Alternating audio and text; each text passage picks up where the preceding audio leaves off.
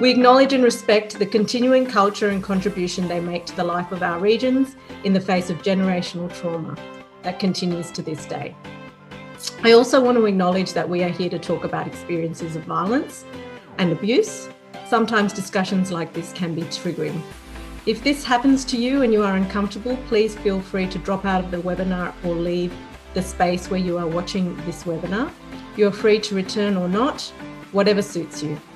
If you or anyone you know could use some help regarding experiences of violence, you can call 1800 RESPECT or go to their website. Those in immediate danger should call 000. So my guest, Professor Deborah Loxton, needs no introduction.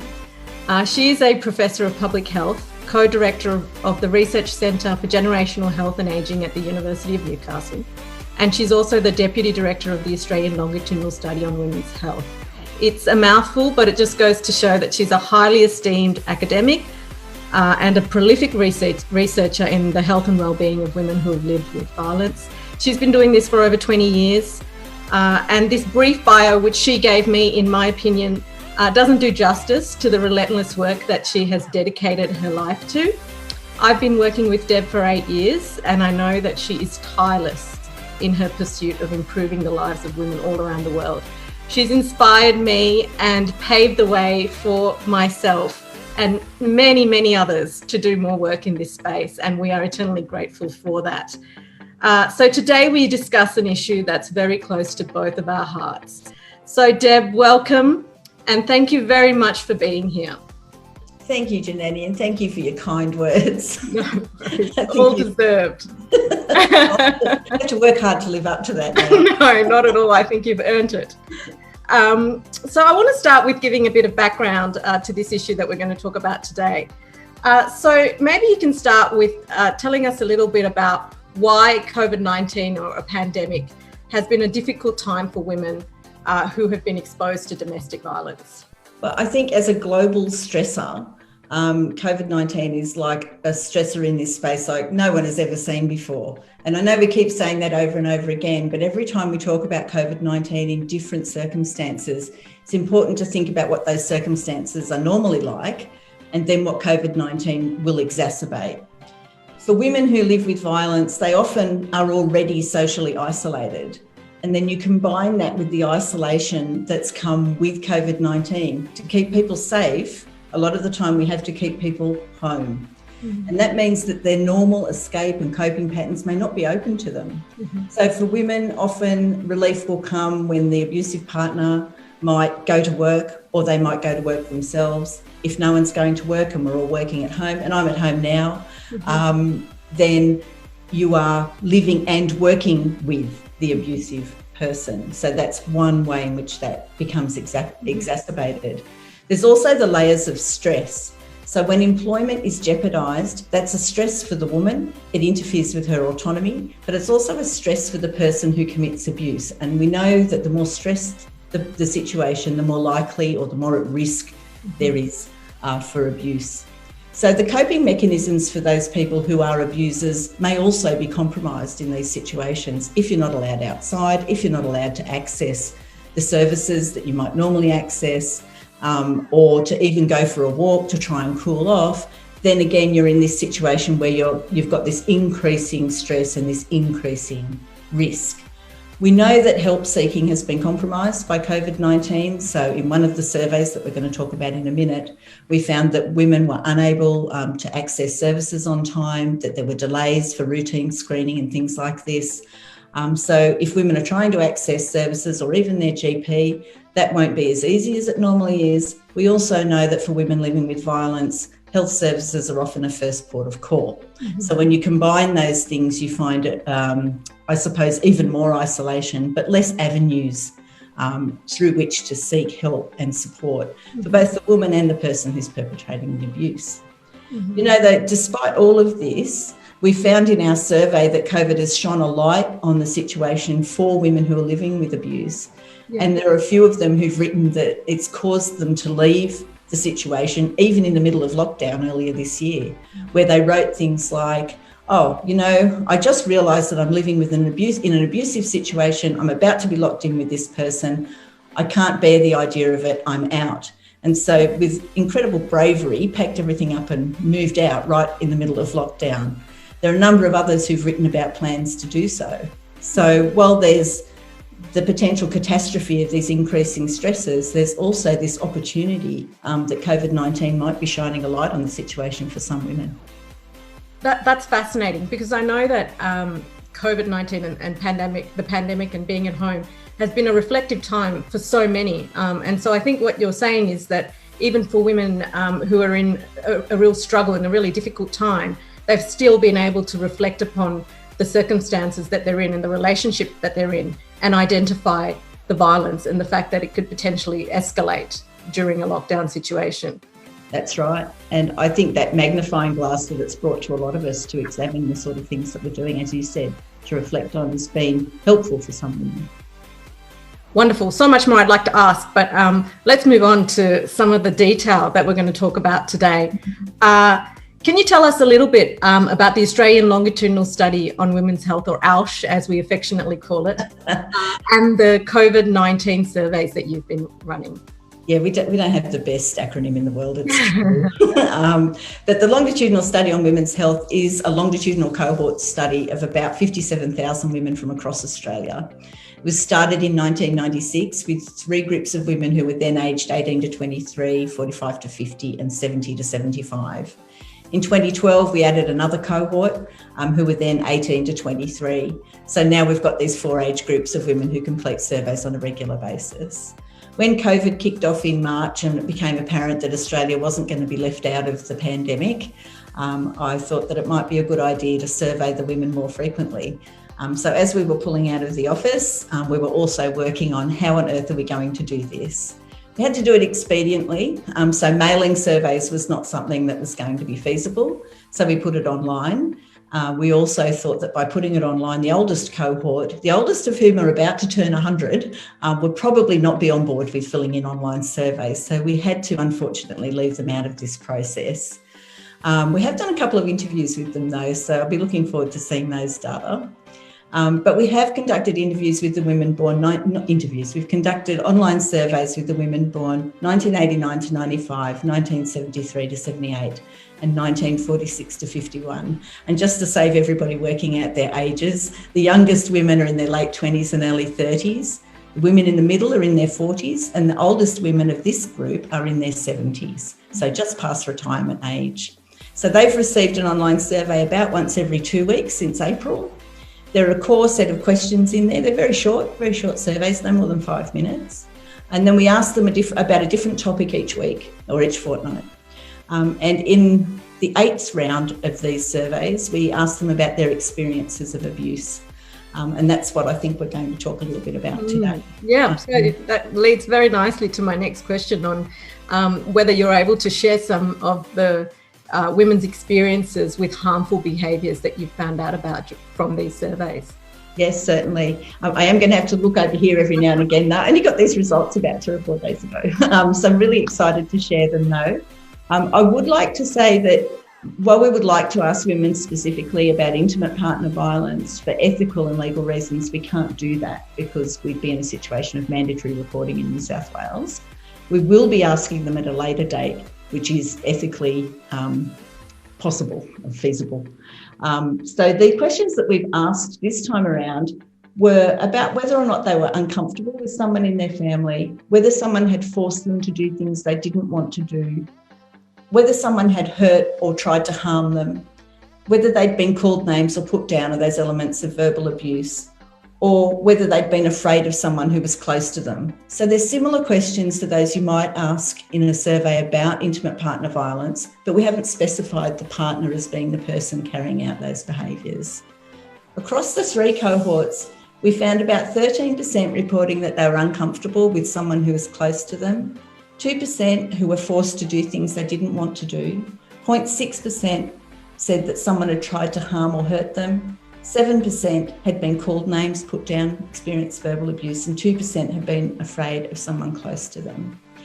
I suppose that these figures really muddy the waters a bit because there's a big difference by cohort. In fact, the youngest cohort were much more likely to report these things than the other two cohorts, and the oldest cohort here were the least likely. Yeah. I did notice that with the figures that came through as well, and I was particularly concerned with that youngest cohort, I think, which you say they're in their early 20s now, and there was quite a high number or a high percentage that reported they felt uncomfortable with people. And I was wondering whether that's because they are more aware of when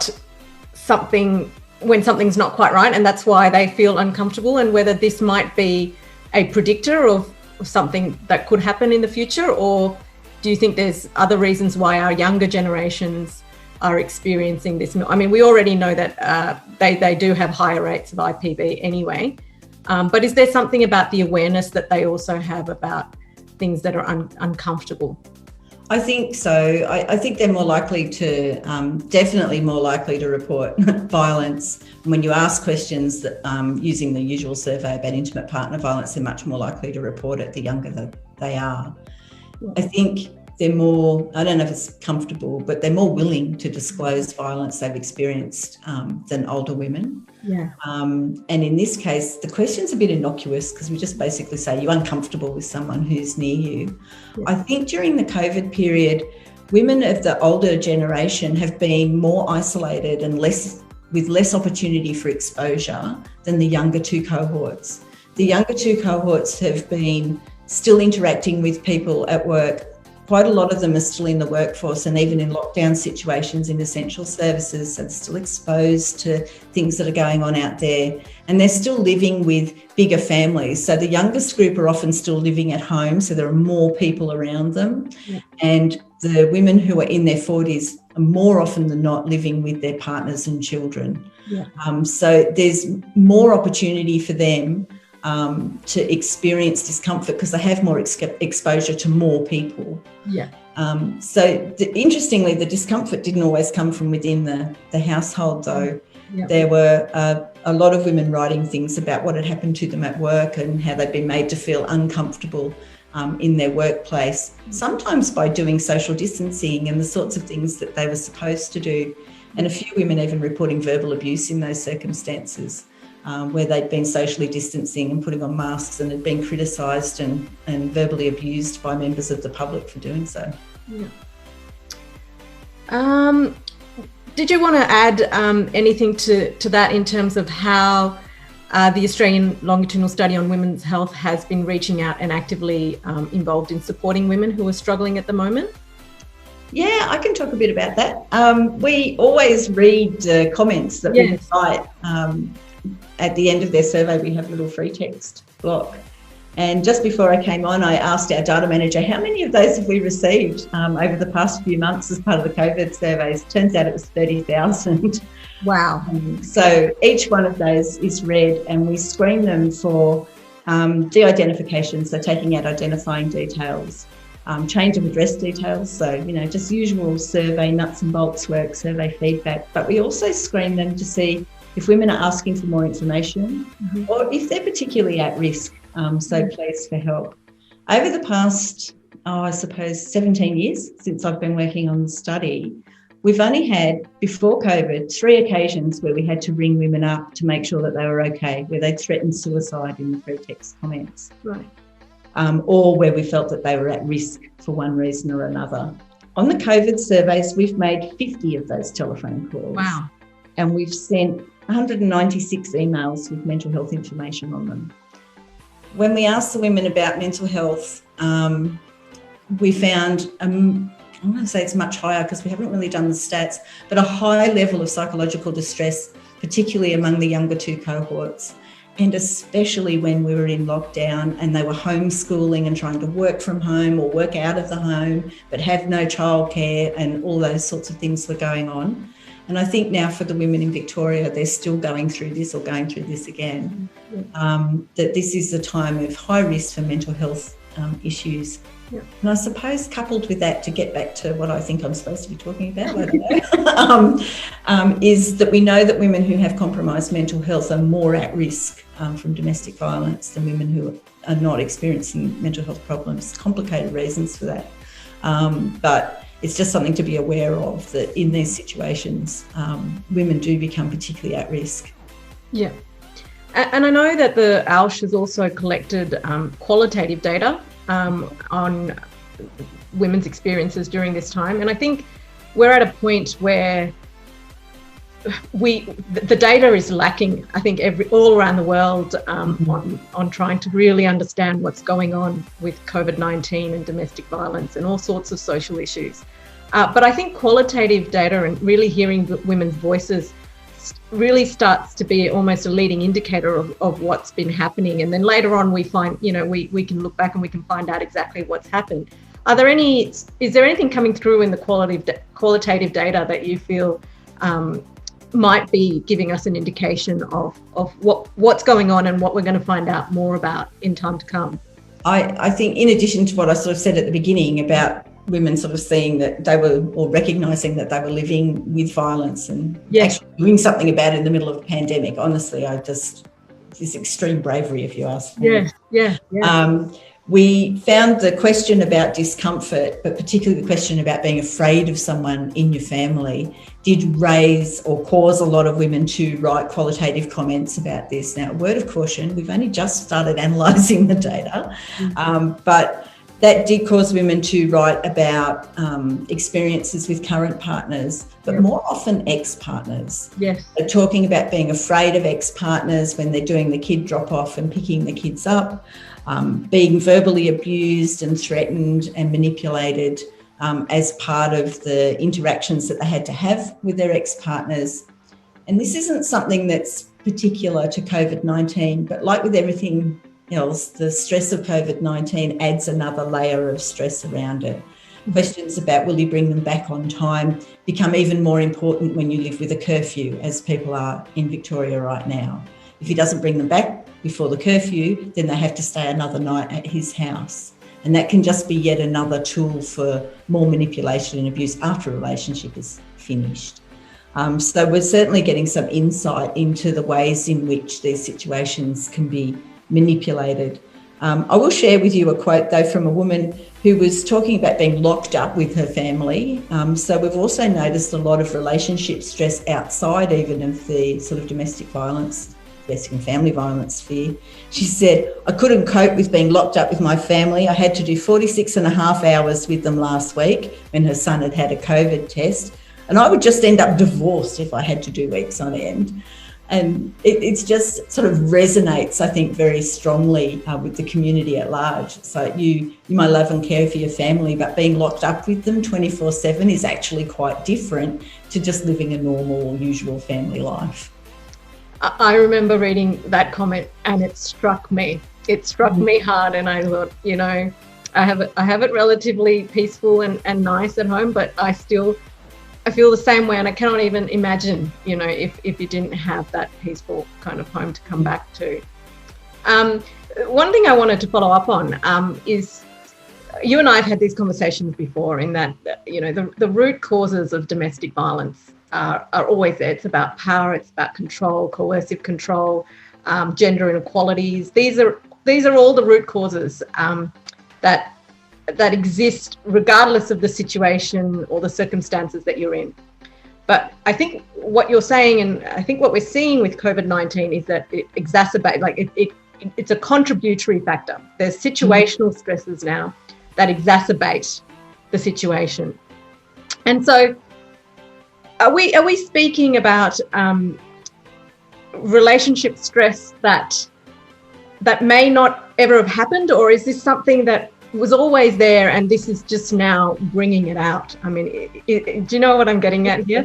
It's a really good question. I'm not sure I can answer it, but it's good to ponder it, because I think we both said at the beginning, we've never had a time like this before. No.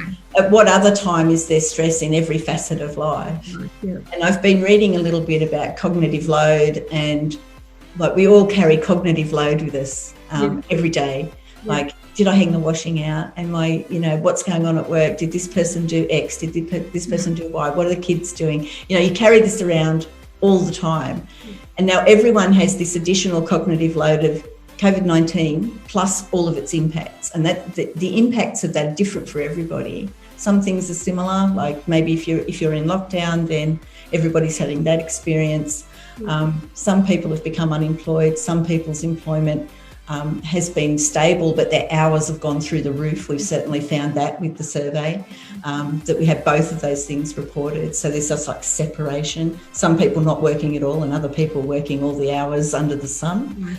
And both of those things are stress-inducing. Yeah. So everybody's cognitive load goes up. So how do you cope with a population where everybody's cognitive load is higher than it was before? Mm-hmm. I don't know if we can ever answer the question as to whether or not this would have happened before, because other than I just keep thinking, I guess there was the Second World War when the whole planet would have been under duress of one sort or another. And then, of course, the previous pandemic of the Spanish flu. Yeah. But for most of us, this is our first experience of a global catastrophe of this size. So it's a very unique situation to be in, even though it feels like the whole world is in the same situation. It's a global pandemic, and in some ways we can connect more. It's very unique in trying to understand really complex issues like domestic violence, I think, because the narrative that I kind of grew up reading about and listening to on this is that these are root causes, there's red flags, but then you're not in a pandemic when you're thinking about it in that way. But I think what the pandemic has shown is that it reveals everything, doesn't it? There's nowhere to hide anymore. It's just everything's out there. We're reflecting on our life. We're reflecting on our relationships in a time when they are under so much stress.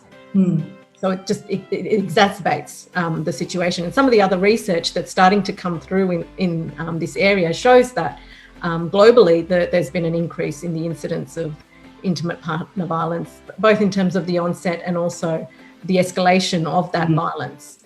And a lot of it does have to do with those situational stresses. So the financial stress, the unemployment, being in isolation, being in lockdown, not being able to seek help in a safe way, which you've touched on already. And I wanted to get into that a bit more as well.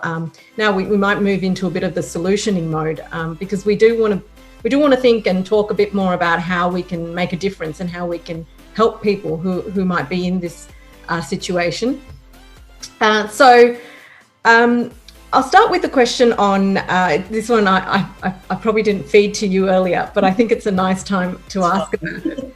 Because you've mentioned help seeking, and I know that the Monash University has also done some research in this, and for example, they found that with the stage 4 lockdowns in Victoria, that women are seeking help. There are being more calls put out to 1-800-RESPECT late at night typically, and peaking at around midnight. So when they feel safe, possibly because other people have gone to bed in their home. Have you had any insight into how women are seeking help? And the follow-up question is, what do you think is the best way that we collectively can help women or children or anyone going through this right now? We haven't as yet uncovered terribly much in direct relation to domestic and family violence, other than what I've already mentioned about women leaving. And although we have found comments from women saying they are helping their friend escape from domestic violence, that kind of bridges quite nicely into the second part of your question. I think if somebody discloses a situation of violence to you, have at hand the tools that you need. And the first of those is the 1-800-RESPECT number. So some people watching are probably experts in the field and far more qualified to speak about this than me, because I'm a research person and I don't practice. So I think just have the tools at hand. And every woman I've ever spoken to who's lived with violence has said the importance of the non-judgmental attitude can't be, you can't undervalue that. It is so important to set that aside if somebody discloses violence. to you. Primarily, I think for most of us, awareness that this happens and the rate at which it happens is so important. So 1 in 3, 1 in 4 women will have this experience in their lifetime. And if I have a room full of people, I usually will say something like, can every, third or fourth one of you stand up and now look around the room, and this is what we're actually talking about. Mm-hmm. It's a message that's been around for decades, and yet still one that is very hard for people to comprehend, that yes, you do actually know people who've had this experience, they just haven't told you. Mm-hmm. And I have had this conversation with many clinicians and have probably 50% of the time been disappointed by the response of I've never seen one, which we know isn't true. So I think for me, I like to promote awareness. This is a situation. This happens to many women. This will have happened to someone that you know. And you can provide support just by listening without judgment, and try to understand that although we really want that person out of the situation, leaving may be impossible for them to comprehend. That's sort of on a very personal level. On a broader scale, I think I like to look at things through the primary, secondary and tertiary prevention lens. And I live mostly in my research at the tertiary prevention end. Because I work on longitudinal life course data, a lot of what I see is the lifetime impact of ever having experienced violence. And in our research, we know that that impact lasts at least 16 years and well beyond the point where women have had their last experience of violence. The mental and physical health deficits that are attributable to violence at this point, we're saying, appear to last a lifetime. That highlights the need for tertiary prevention services to help women recover from violence and the impact of violence on their lives. And then you sort of step back through the secondary and tertiary prevention. So secondary being appropriate intervention and so on when violence is disclosed. Primary prevention is sort of a bit beyond my expertise, but there's a lot of work going on with Anne Rose and Department of Social Services, which we hope will help with that in the longer term. And that goes back to the things you were talking about, Jananie, about the root causes, the gender inequality, lack of representation in Parliament, a lot of things that a lot of women have been saying for a lot of decades. Yes. Yep. Let's just keep on saying those. Agree. Completely agree. I wanted to pick up on something you just mentioned with the lifetime impacts. I think, and I've read your study on how the impact of domestic violence you found lasts across the 3 generational cohorts that you've looked at and over a 16-year time horizon and possibly beyond. But do you think a situation like what we're in now, where there's so many stresses, we've already touched on what many of them are, and particularly that mental health burden that we've got now, in conjunction with experiencing violence, is this something that is just going to be another lifetime kind of issue that I don't even know where to go with it? I mean, I'm now doing a study, we're doing a study together now that's looking at the costs of overlaying costs onto this. And we find that, I mean, it's a lifetime, in terms of increased health costs. And so this is not just a spike, I guess, is what I'm trying to get at. It's not a spike. It's not a surge. Is this something that's going to carry on, and we need to do something now? We need some investment, we need some resources, or there are things that we need to do now. Well, I think there's been good investment in recent years through the National Action Plan into primary prevention and secondary prevention, and to some extent that sort of longer term tertiary prevention. But I think some investment in recognition of this lifetime impact and some work in the clinical sphere on what we might be able to do about that, which is why I've been reading about cognitive load and things. Yeah. What might we be able to do about this that actually helps to undo it for women? Yes. Now, one of the things we have on our list of analyses to do in the fullness of time is to have a look at the lives of women and the resources that they have available to them where they've experienced violence but not experienced the health deficits that go along with it.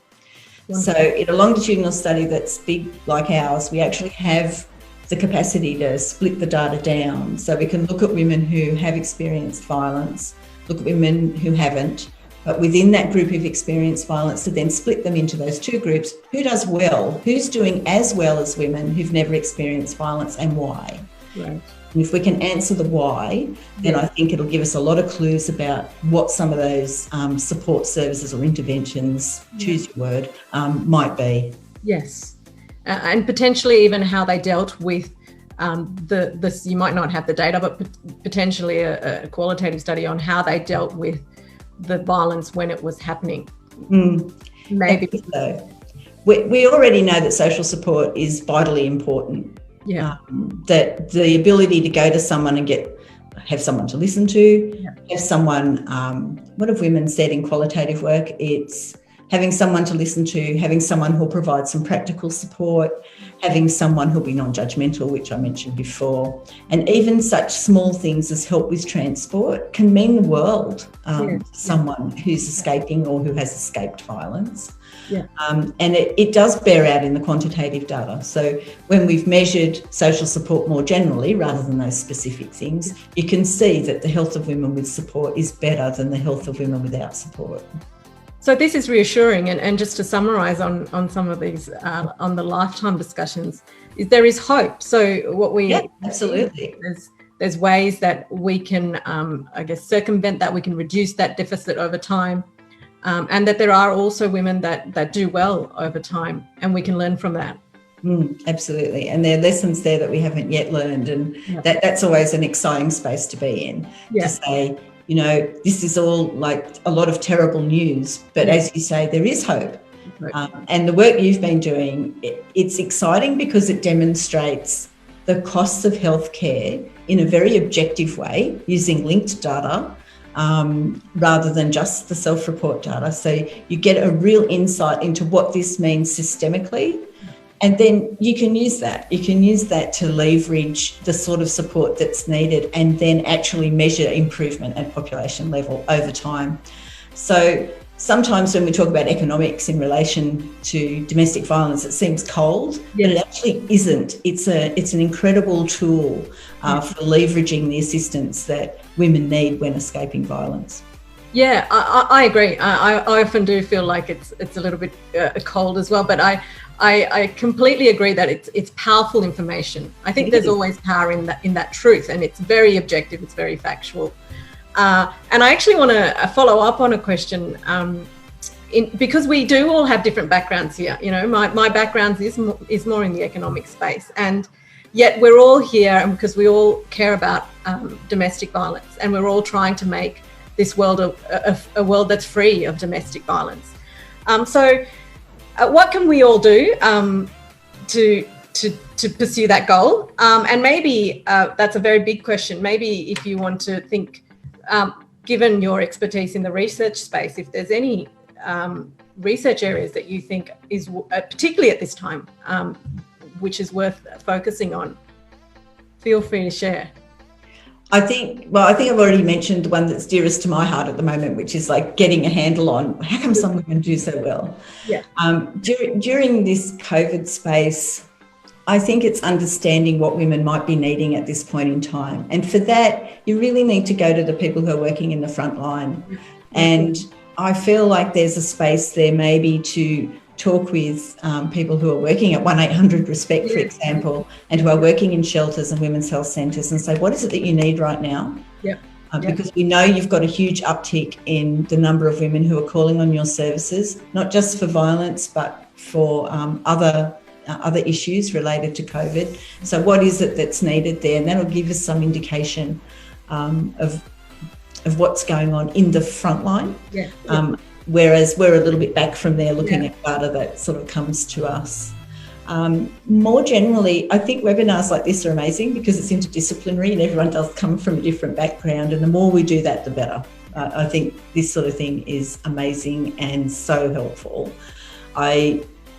It buys straight into my need for awareness and my need to continuing to talk about this over and over again for the last 20 years and probably for the next however long. But the more aware we are of the facts of the situation and the lived reality, which is the quantitative and the qualitative, the more able we are to have the tools that we need in order to help women in these situations and to ultimately prevent them. Yes, and I agree. I think that might be our next webinar, to get maybe even a panel of people on board to chat about. That would be so interesting. On the front line, but this has been a great taster and a great way of getting on top of what we know so far, which, I mean, things are happening in some ways very quickly, but it's still early stages, I think, when we're thinking about an issue that is just so complex in terms of violence in someone's home, you know, the one place where you should be safe. You should be safe. Yeah. And so that sort of takes me to the end of the questions that I had. Is there anything else you wanted to add to that from what you have there? You've covered everything, Jananie, from where it starts and where we should finish. I will open for questions. I think they'll come through here on the Q&A, and I've got a couple here just to get started, if you don't mind, Deb. No, that's good. I'm just going to grab a quick drink. I'll go for it. One of the questions, I think this is really, really hard to answer, and I think you've sort of touched on it in our talk already today. This is a group of women that honestly keep me up at night in the research that I also do, because I'm often looking at the health system. I'm looking at how women who experience violence are interacting with the health system. But I know that a lot of women don't seek help. You know, they don't go to the health system. They might be isolated, and in this time they're even more isolated. And so we often refer to them as women who are falling through the cracks and who go unnoticed. But I always feel, and I think this is the thing that keeps me up at night, in that I think there's always signs, and that, you know, there can never be someone who's truly living in isolation, even in the middle of a pandemic. And so my question is, how can we better, whether we're researchers, whether we're friends, whether we're just wider community, religious organisation, whatever it is, how can we better help those who are they're still being silenced? They're still there. I think domestic violence used to be called the silent epidemic. I think in many ways it still is. But I'm thankful that in Australia now we are seeing more people talk about it. We're seeing a bit more investment in it. I don't think anywhere near enough personally, but, you know, it's better than it was 10 years ago. But yet there is still, and I'm sure there's still very large pockets, and particularly women who are still unseen. It's such a big question, and I feel like if I could really answer this, we'd all be looking at a Nobel, right, Jananie? But that's what we're aiming for, right? All of these women deserve that. Of course they do. I come back to some of the qualitative work that I've done, and also the work on the longitudinal study, reading the qualitative comments. And so often women will say, "I've never told anybody this before, but," and then disclose some abuse they've experienced. And that actually holds for childhood abuse as well as intimate partner violence and sexual assault outside of a relationship, and all sorts of types of abuse that they will not feel comfortable talking to anybody about, but will disclose in an anonymous setting where they feel safe, where we've spent years building up a bond of trust. When I've spoken to women more directly in the interview type formats, they say the same thing. "I've never told anybody this before, but..."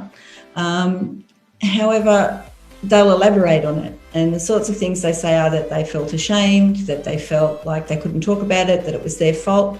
Not their fault that violence was necessarily perpetrated upon them, but that they didn't do anything about it. So the shame in that sense is not coming from being abused. The shame is from not being able to stop it. Yeah. And the expectation that they would be judged for not leaving as soon as it happened. And you hear people say it a lot, "Why don't they just leave?" Yep. And it's not helpful. Some of the reasons why women will give for staying may not make sense to us. They don't have to. They only have to make sense to the woman concerned. And I think one thing we could do would be to try and get a bit better understanding of what that is. Yeah. And how we can leverage on that to develop our understanding of why it is that sometimes women end up in these situations for decades. Yeah. It's not to say that they should leave, just to say that we need to increase our understanding of what's going on for those women. And if we can do that, then we can answer your question more fully. Yeah. And look, we know as well that the time a woman chooses to leave is the most dangerous time for her. Mm-hmm. I don't know if you've been watching Why Women Kill. It's on SBS. I don't know if I should. Yeah, I absolutely watched it. There's a woman on there who is being abused by her husband, and she says to another woman who's being cheated on by her husband that if she left, she would be killed. And the way she said it in that show, and you know, when you see her with her bruised face, and the way she speaks on it, I mean, I do this work day in and day out, and you know, I somewhat understand why it's so hard for women to leave that situation. But when, I mean, just on a show on SBS, and it just hit me like, you know, this is the reality of, well, maybe this is a show, but you know, it is a very difficult and tricky space to be in for any woman, and then to have that shame put on them for having stayed in that relationship. The other thing I wanted to add is that's why one of the reasons why I love the Olsh survey is that for women who don't want to speak about this, it gives them an avenue, those who are part of the survey, to speak on it. And I think that we can't speak to these women easily because, as I said, that they're the unseen ones at the moment. But having a way to go even to a survey and to be able to share those stories with you, I think that's phenomenal. I think, and it's one of the reasons I love that. It's a tremendous privilege to feel that you have engendered enough trust for women to be able to share that information. Mm-hmm. And then it is again a privilege to be able to analyse it and to bring the information back into places where hopefully it can do some help, like be of some help. Yeah. And I normally would start by saying thank you to all of the women who contribute to the study, but now I will say it now. But if any of them happen to be listening, they often are, because we have such a large proportion of the population who take part, that the time and effort that women take to complete the surveys and to disclose some very personal things in that space is priceless. Yeah, phenomenal women. Yeah, very thankful for them. I've just got another question come through. Does the qualitative data give any indication about impacts on work, given that we are now in an environment of working from home? Impacts on work of violence or impacts on work more generally? Impacts on work, given I'm assuming, do you want to clarify? I know the person writing the question.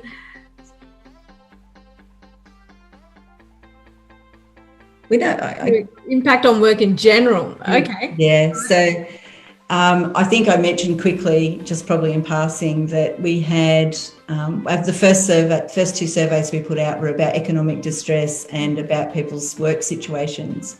We had a group of women who'd lost their jobs, a group of women who'd done really poorly out of that, and another group of women who'd done quite well because of the support available through Centrelink. They said that it actually buffered them, that it actually worked for some, not for all.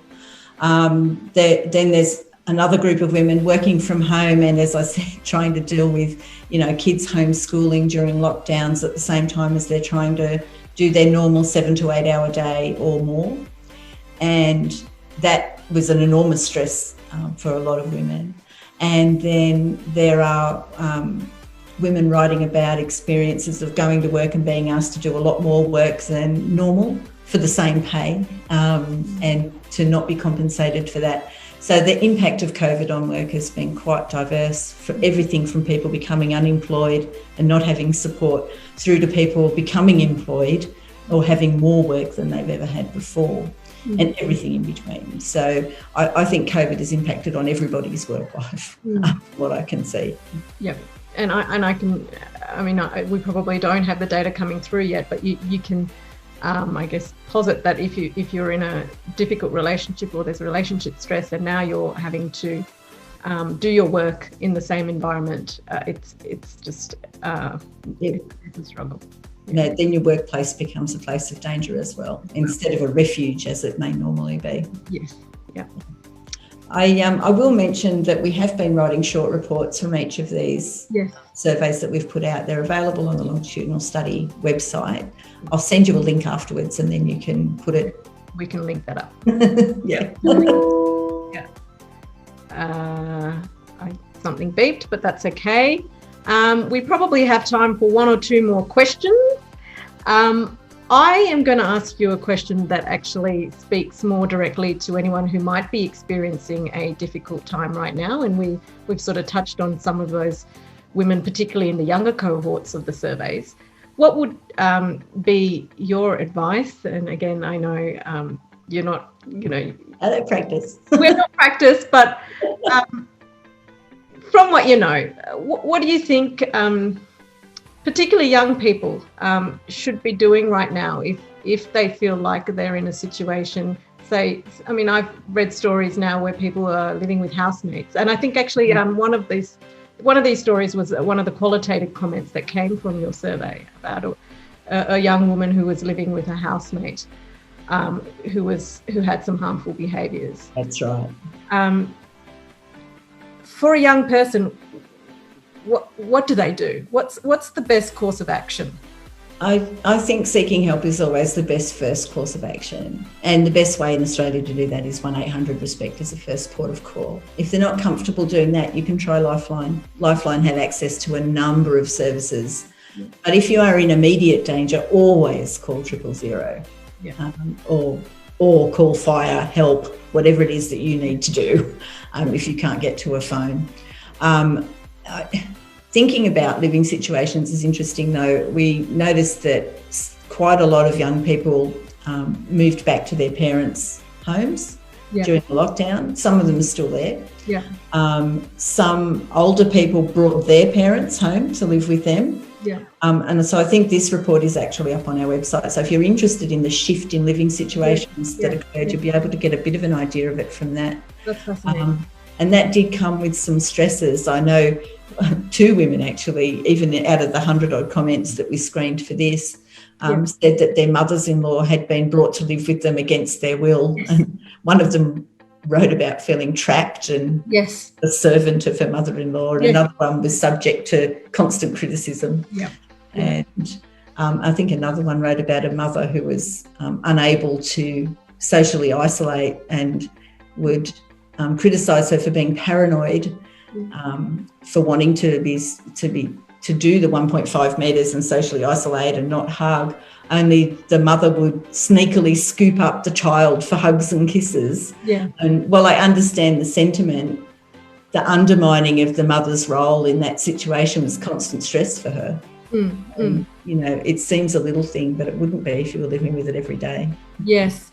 Look, I've done some work on domestic violence in CALD backgrounds, so culturally and linguistically diverse backgrounds, and we find that in different cultural contexts where you have the larger families living together, it can actually hinder rather than help in a situation where there's a relationship stress in an intimate setting. So often mother-in-laws and extended family members can actually make those situations much worse. And so when you're in a lockdown situation with that larger family unit living together, again, it can be that kind of perfect storm that we've talked about with all the situations. That intensification, everything's just more. Everything's more, All right. Look, I think I might close it there. I think we've covered off pretty much everything I wanted to speak on. I would love to chat more. Oh, hang on. No, here we go. Sorry, one more question came through. Yeah, look, this is a great question. Actually, a really great question to finish on. Is there any indication of how practitioners and government are using this amazing data? So maybe you can speak on the ALSH data and also what your plans might be with the COVID-19 data. How are they using this data to redesign their services to meet the specific needs of those experiencing domestic and family violence? So that's a big question. So we already had some things in place. We're currently analysing the sexual abuse data for ANROS. Yep. And that will go on for the next probably 2 years. So we just started doing that. So it's a life course approach to the impact of sexual assault, and the results from that will go up as a series of short reports on the ANROS website, which then gets disseminated back to Department of Social Services and other government departments, yep. And is available to practitioners. Yep. We make all of our reports and all of our data available. Like, the data is available by application, and the frequency data are freely available on the website. Yep. The reports from this survey are available on the website, so anybody can access them and use them. With regard to practitioners, it just depends on the state that we're in and the places where we have connections. Yep. We've recently been doing a bit of work with a couple of different networks where we hope that will improve that dissemination. Yep. And certainly the dissemination from this particular survey, Survey 8, with regard to violence, I would hope to have something ready maybe in the next couple of weeks. Wonderful. To disseminate. It is really quick for us. Normally reports take a lot longer to put together. Yeah. So access, if you want to access something in particular, you can get in touch with me. Yeah. I'm very happy to take emails, and if I can't answer your question, I'll find someone on the study who can. Yeah. So if your question's about violence and stuff, I'm the right person, but if it's about other specialities, I know where to go. You know everything. I know. You know everyone, and you know where to go. Yeah. Everyone. But I know where to point you with regard to study data and information. Yeah. But for summary reports and information coming out of the study, our website is the best port of call. Yeah.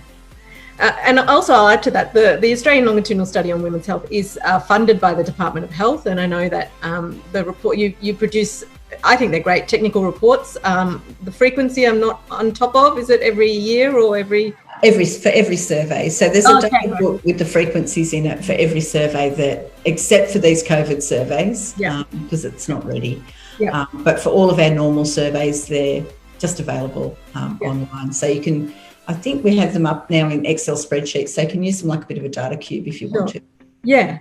But I know that there's hundreds of research papers and reports that have been produced off the back of this survey. It's been going on since 1996. I'm not sure if and so some women have been surveyed for 20 years now. With the project that we're looking at the moment, as Deb mentioned before, it's linked with health data. So we have 20 years of administrative health records linked with these women. And the data is gold. Personally, I'm a bit biased, but I do think that. And I know that some of the work that you've done has gone, to Senate, to government departments, to policymakers. It is definitely finding its way to the right spaces. In terms of the DFV stuff that we're doing, and particularly under the COVID-19 surveys, I reckon there's a space there for us to even do a bit more, and maybe the next one we'll look at having a group of people together and thinking about how we can, connect those two groups, I think, because I think that's a really good idea. This sort of data is hard to come by, I think. As I mentioned, I did a very rapid literature review. I sent you a one-pager on that. It was good. And it was interesting looking at what people are doing around the world. And the data is sparse at the moment. Some countries are relying on police reports. Initially, they were showing that women weren't reaching, weren't going to the police, but I think a lot of that had to do with not being able to, and now we're seeing that pick up. So we're seeing much more evidence of a surge, but having data like what you have, which gives us a bit more depth to what's going on. I think tailoring that for frontline workers, where I think they're really at the heart of it, would be a wonderful thing. Well, we always say we have the history. Historical. Yep. Yep.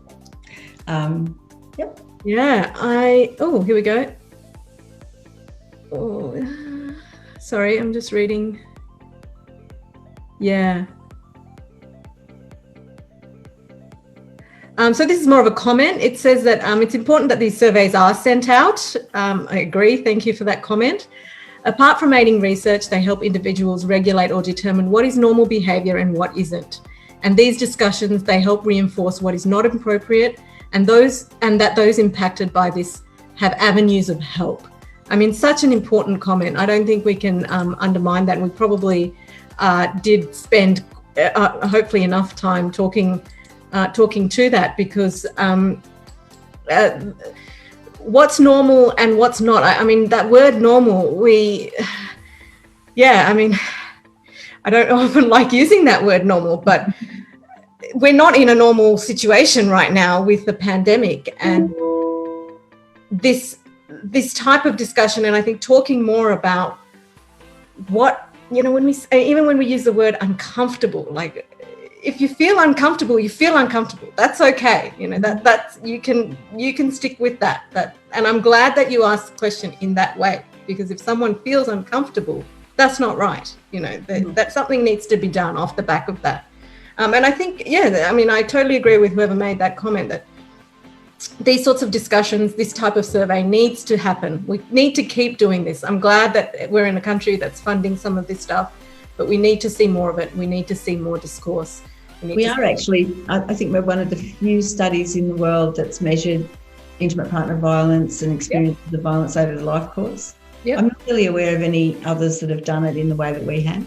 Nope. And it's just very important to keep on doing it. It is one of the biggest factors in women's health, and a common experience, unfortunately. Yep. And I think the word normal is interesting, because when we speak to women about violence, there's this thing that sometimes happens where the women themselves will indicate that it's normalised for them. I thought it was just normal. I thought that everyone was like this, are the sorts of things that women say.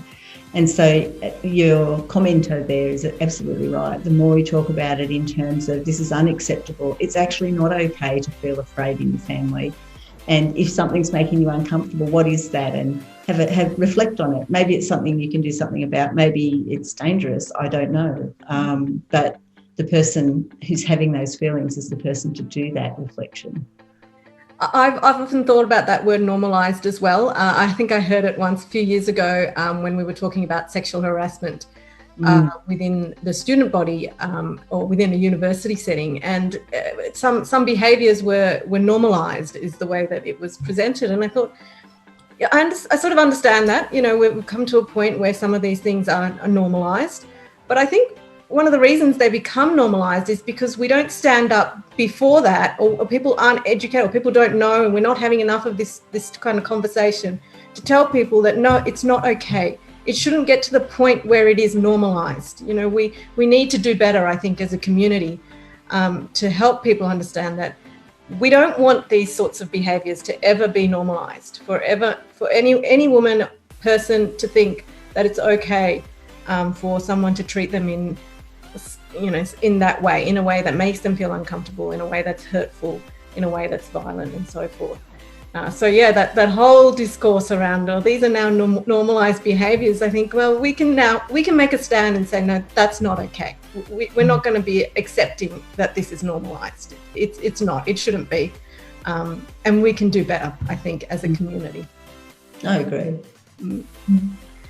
Great. Look, I'd love to keep chatting, but I think that we probably all need to go and have a strong coffee at this point.